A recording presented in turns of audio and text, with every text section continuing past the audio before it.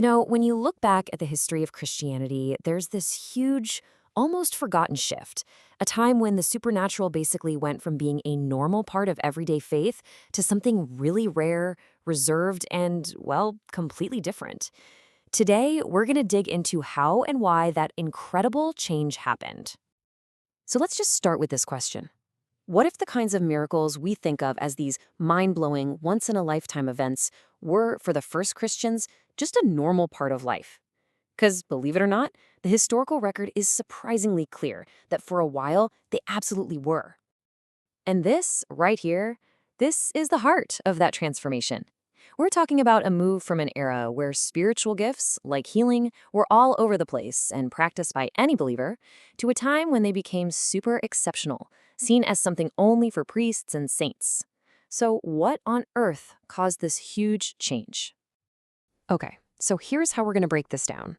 First, we'll look at just how common miracles were in the early church. Then, we're going to get into the massive institutional shift that changed the game. After that, we'll uncover this new theology that actually made suffering sacred. And finally, we'll see that, well, the belief in miracles never really went away. All right, so let's dive right into part one, the early church, this time of everyday miracles.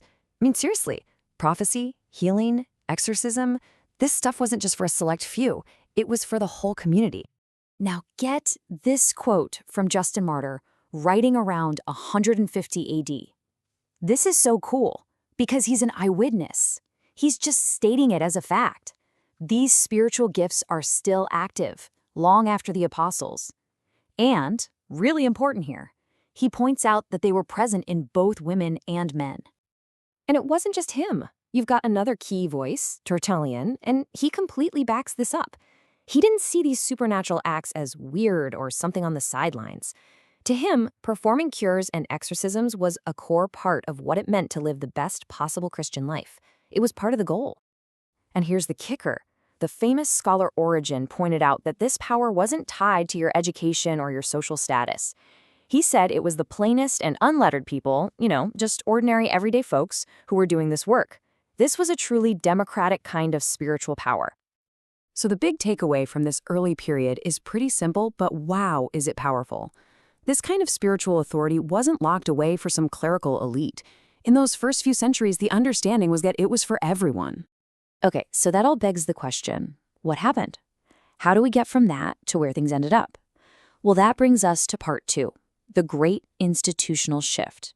This is where we see how the church's own structure started to change its spiritual practices. The real turning point seems to be after Constantine's conversion. Once Christianity became socially acceptable, even fashionable, the church just exploded in size, structure, and political power. And with that massive growth came what historians call a natural lapse from fervor. The reports of widespread everyday miracles just started to fade away. So you can see this progression, right? What started out as this charismatic gift that any believer could have, slowly, step by step, transformed. First, it became a formal rite that only priests could perform. And eventually, it was seen as this super rare proof that someone was an exceptional saint. The power was being pulled into the center. And you know what's wild? People living through this totally noticed it was happening.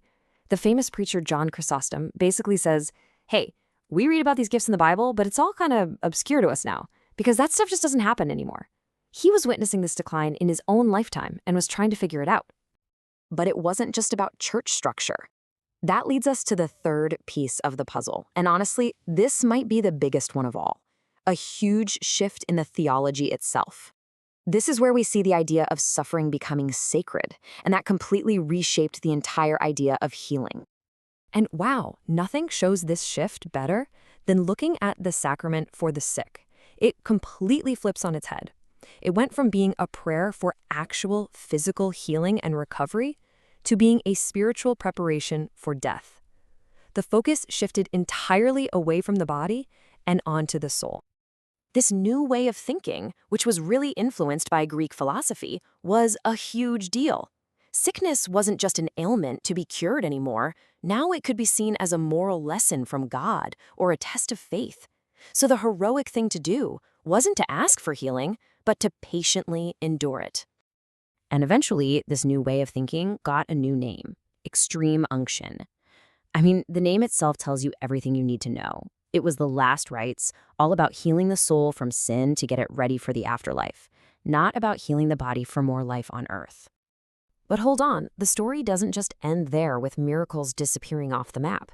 In our last section, we'll see that the belief in miracles never totally vanished, thanks to some very powerful voices who insisted they were still happening. And you can't talk about this without talking about one of the most important thinkers in history, Augustine of Hippo. And at first, he was the perfect example of this new mindset. He argued that, yeah, the age of miracles was over. They served their purpose to get the church started, but they weren't needed anymore. But then, something happened. Augustine's own life experiences, what he saw with his own eyes and his own community, made him do a complete 180. He witnessed healings and other events he just couldn't explain away, and it forced him to totally reverse his earlier position. And so here's what he wrote later in life. Miracles, he says, are still happening. But, and this is a huge but, notice how he says they happened. Through the official channels, through church sacraments, or through the prayers or relics of recognized saints. So even in his passionate defense of miracles, you can still see that institutional shift is complete. So we've traced this incredible journey from widespread democratic miracles to a rare institutionalized practice. This history just goes to show how deeply a community's structure and its ideas can shape its experience of the divine. And that leaves us with a really big question. How does knowing this history of change affect our own views on what's possible today?